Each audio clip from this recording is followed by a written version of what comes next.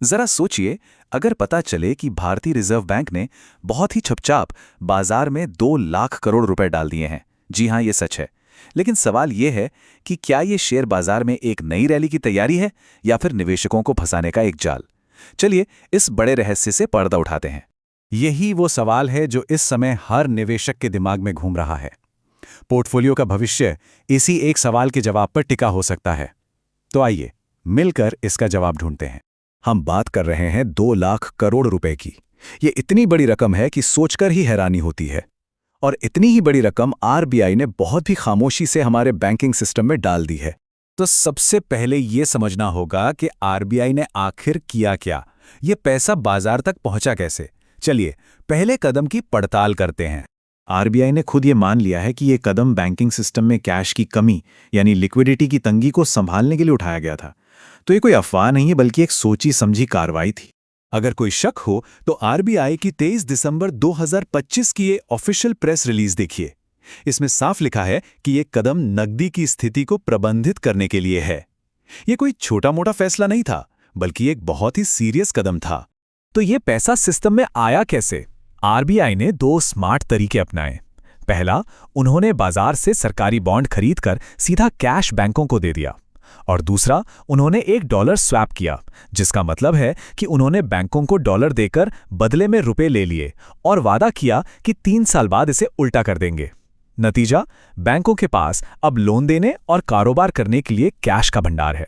ठीक है, तो हमें ये तो पता चल गया कि पैसा कैसे आया, लेकिन असली सवाल तो ये है कि आखिर हमारे बैंकिंग सिस्टम को इतने सारे कैश की जरूरत पड़ी ही क्यों? क्या कुछ गड़बड़ चल रही थी? आखिर इस कहानी के पीछे की वजह क्या है? इसकी वजह एक चेन रिएक्शन में छिपी है। देखिए, अर्थव्यवस्था में लोन की मांग तेजी से बढ़ रही थी, जिससे बैंकों पर दबाव आ रहा था और आरबीआई हमारी इकोनॉमी की गाड़ी को रुकने नहीं देना चाहता था। इसलिए उन्होंने ग्रोथ का इंजन चालू रखने के लिए ये जरूरी कदम उठाया। तो आरबीआई का मैसेज बिल्कुल साफ है। हम भले ही ब्याज दरें कम न करें, लेकिन जब भी बाजार को हमारी जरूरत होगी, हम पूरी ताकत से सपोर्ट करने के लिए तैयार हैं। ये निवेशकों के लिए एक बहुत बड़ा भरोसा है। तो अब आते हैं सबसे जरूरी सवाल पर। इस सब का निवेश पर क्या असर होगा? क्या हमें तेजी के लिए तैयार रहना चाहिए या फिर ये किसी जाल की पहली घंटी है? जब भी सिस्टम में कैश का सैलाब आता है तो इसका सबसे ज्यादा फायदा उन कंपनियों को होता है जिनका काम ही पैसे का लेन देन है, मतलब बैंक्स और एनबीएफसीज। ज्यादा कैश का मतलब है वो ज्यादा लोन दे पाएंगी और ज्यादा लोन का मतलब है ज्यादा मुनाफा। ये एक सीधी सी गणित है। और जब बैंकिंग सेक्टर मजबूत होता है तो इसका असर पूरे बाजार पर दिखता है।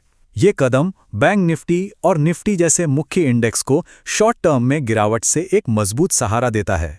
और याद है वो डॉलर स्वैप? उसका एक छिपा हुआ मकसद भी था। ये रुपए को मजबूती देने और विदेशी निवेशकों यानी एफआईआईज का भरोसा जीतने के लिए था, जो शायद बाजार से पैसा निकालने की सोच रहे थे। ये कदम उनकी बिकवाली पर ब्रेक लगा सकता है। अब तक तो सब अच्छा लग रहा है ना? लेकिन हर कहानी का एक दूसरा पहलू भी होता है। चलिए अब इस फैसले के पीछे छिपे उस संकेत को समझते हैं जिसे ज्यादातर लोग नजरअंदाज कर रहे हैं। लेकिन रुकिए, इस पूरी पॉजिटिव तस्वीर में एक छिपा हुआ संकेत भी है जिस पर गौर करना बेहद जरूरी है। और वो छिपा हुआ संकेत ये है, आरबीआई एक डॉक्टर की तरह है जो मरीज को दवा तभी देता है जब उसे कोई बीमारी दिखती है। आरबीआई का इतना पैसा डालना इस बात का भी संकेत है कि शायद हमारी अर्थव्यवस्था के अंदर कोई गहरा तनाव या कैश की बड़ी तंगी है जिसे हम देख नहीं पा रहे। तो आखिरकार निचोड़ क्या है? जैसा कि कहा गया है, ये फैसला बुलिश है पर ब्लाइंड बुलिश नहीं। मतलब बाजार के लिए ये अच्छी खबर जरूर है, लेकिन आंखें और कान खुले रखने होंगे। जश्न मनाइए, लेकिन सावधानी के साथ। इसलिए एक समझदार निवेशक के तौर पर संदेश साफ है, ये घबराकर बेचने का नहीं, बल्कि हर गिरावट को एक नया मौका समझने का समय है। तो अब सोचना आपको है। आरबीआई ने तो अपना दांव चल दिया है। क्या ये बाजार को नई ऊंचाइयों पर ले जाएगा, या ये उस छुपे हुए तनाव का पहला संकेत है जो आगे चलकर एक बड़ी समस्या बन सकता है? आपका अगला कदम क्या होगा? DGN Capital Management, your success our priority.